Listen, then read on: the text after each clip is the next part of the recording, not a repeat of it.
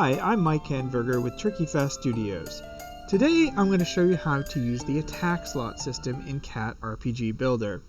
By the end of this video, you should learn how to add attack slots to the player so that enemies line up in an organized fashion when they're attacking the player. Now, you might want to know why you need attack slots. I'll give you an example.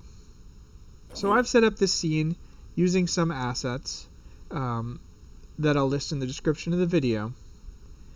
And there's a player and there's some NPCs. So let's see if I can jump over this guy's head and go into this big room. Over here, we've got a whole bunch of guys. I collect them all. Get them all mad at me. And then watch as they come up to me. They all kind of bunch up, and some of them can't even attack because they can't get close enough.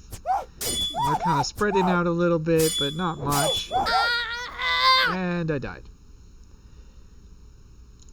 Now, it'd be much better if they kind of all picked a spot around me and attacked from different angles and spread out. Now, all of those enemies were using the attack behavior, which we'll discuss in a later video. But if you use that behavior, it'll automatically use the attack slot system if it's available. And to make it available, all you need to do is add an attack slot manager to the player. Now, under the attack slot manager, there's a couple of options. You can select how many slots you want, and then how far they are from the player. Now, if we go and take a look at the player here, you can see that there's now 6, you can only see 5 of them, but there's 6 spheres drawn around the player. And those are the attack slots. So if we play, what's going to happen is those enemies are going to all find positions around the player instead of just haphazardly attacking from whichever direction they come from. So there's 1. There's 2.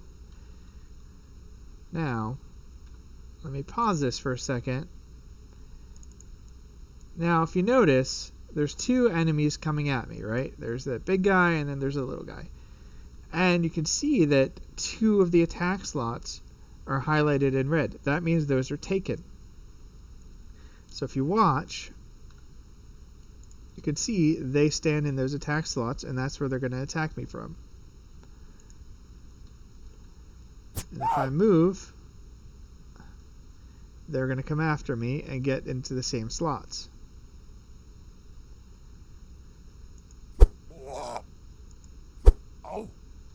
And if we go and bring in a couple more guys,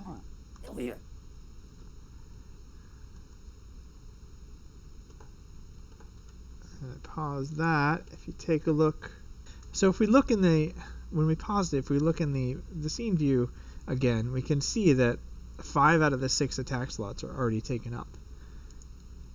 And okay, so adding the attack slot manager is pretty easy.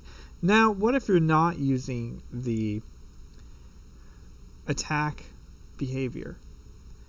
Well, you can use regular cats. If you look under Action, RPG, and then Attack Slot.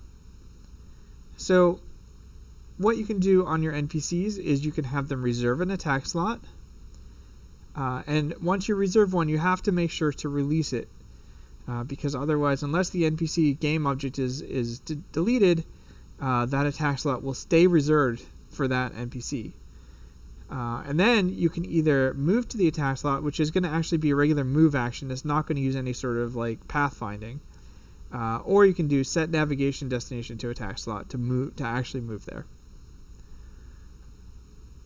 And that's really all there is to attack slots.